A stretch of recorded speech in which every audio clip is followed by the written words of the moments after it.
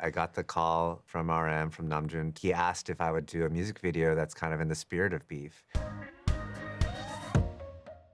You directed Come Back to Me, RM's music video. I did, yes. How are you feeling right now as a Korean American when this Korean phenomenal band is on a world takeover? Well, one, I'm so proud. I love those guys. And, it was actually filming that music video is the reason why Korea is such a big part of this season. Okay. It was during the writer's strike, and I got the call from RM, from Namjoon, he asked if I would do a music video that's kind of in the spirit of beef.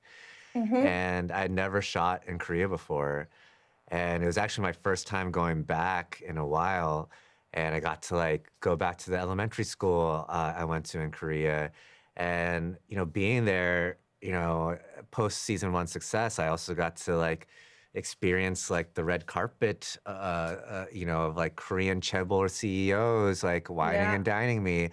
And as a writer, I only know how to write what I experience. And so as I was going through all that, I'm like, oh, whatever I do for season 2, I know that this aspect of Korea has to be a part of it. And then also shooting that music video, I just caught the bug. I'm like, I want to shoot here as much as possible. The Korean crews are amazing. There's just so many interesting, beautiful locations to shoot at. We got to shoot at some pretty incredible spots. A more Pacific building, which most places don't even get to shoot at. It was actually thanks to, very meta, but it was thanks to a Korean chairwoman, Mickey Lee, who made some calls because initially we weren't able to shoot there. She took care of us. We not only got to shoot there, but she also got the location fee waived. So it was a very, very meta moment for us. The trigger beef, so to speak, is, as we know, this explosive argument that happens between your characters. A moment later, they're on the same team when they've been exposed, or they're worried that they've been exposed. What was it like developing this relationship where there are these shorthands and these patterns that you fall into, even though the two people are falling apart? It's a great point. We talked about that, and Sonia traced that idea of there's this rupture, but the thing that brings us together is a common enemy. Yes. And suddenly we feel like we're back on the same team because we have something out. We don't have to deal with ourselves so much. We can focus on the outside. We had a lot of fun with that. Which is the idea that these kids these days, but also we're normal. Right. And this is just normal. Yeah, they're the weird ones. We're being so normal. Weird of them to do this, but we're so normal. Yeah. I describe season 2 for me personally was coming home. And it's in great thanks to Sunny and just the collaboration and him bringing me in to just,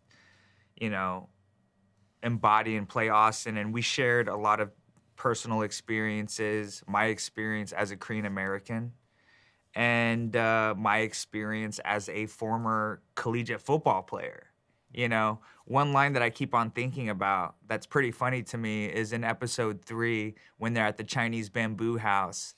And Ashley looks to Eunice and then Austin and says, he's Arizonian to me. And it was really exciting to, as you said, with all these things that Austin is navigating, at the forefront, the disintegration of the honeymoon phase and him understanding that this conviction that he has in his identity is a mask. And that's just to the brilliance of Sunny and these the world that he creates from just reality and being able to bridge that into amazing cinema. TV is really fun as an actor. Really fun. Season 1 was so incredible. Thank you. And now you've set season 2 in a country club. Why was this setting perfect for where the next beef is going to be? One, we wanted to do something different than a aggressive, overt, inciting incident.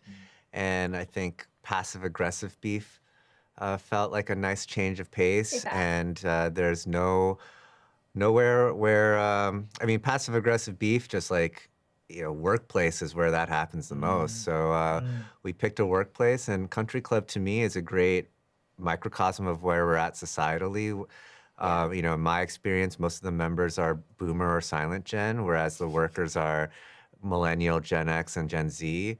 And no matter how hard those employees work, they're never going to get to be members because, as Austin says in the show, everyone grabbed the bag before we could. And I think that's how a lot of people are feeling these days is, you know, the previous generations grabbed the bag. And yeah, so we kind of took that metaphor and ran with it. Yeah. I think maybe why it's so fun is because there's so much presenting of positivity and power and accessibility and exclusivity. And so the difference between people kind of presenting that and the horror show behind the scenes that's happening personally and as well as professionally, you know? So you really see these kind of people trying to climb these greased poles and the franticness that happens, the desperation behind all of this you know, front-facing, powerful posing that these people are doing. So I think that that aspect of it, obviously the fact that our beef is with our employees, that are also a younger generation, the dynamics of all that, and then also the older generation that is our boss, right? My boss, and we end up getting enwrapped in. It kind of allows Sunny and us and also the audience to really see how we navigate all those professional and personal pitfalls. I wanted to talk to you about your character, Lindsay. She's presented to us as a tastemaker, you know, the ultimate party planner. And yet in the first episode, there's a really intense moment where she's almost like humbled. What was it like playing that sort of pivot? Yeah, I think Lindsay spent a while, I think, trying to figure out what her thing is. You know, it's very clear what Josh's thing is. He's you know, he's sort of in charge of this club and that he's beloved by the guests and he's got a sort of real place. And I think she's just spent a long time trying to figure out what the point is. And she's sort of, so interior design is the sort of the latest thing that she has tried to make a career of. And so in an episode where you're meeting them pretty much at the rock bottom or close to the rock bottom of their relationship, this is sort of another thing that I think just pushes her into a worse place. Just even the relationship isn't working, but also she just doesn't have a career to speak of. What is she going to do if this ends? And she's sort of left to fend for herself. Well, congratulations. I love it. It's so fun and so thought-provoking to watch. So it was great talking to you. Thank you so much. Thank you very Thank much. you. Bye.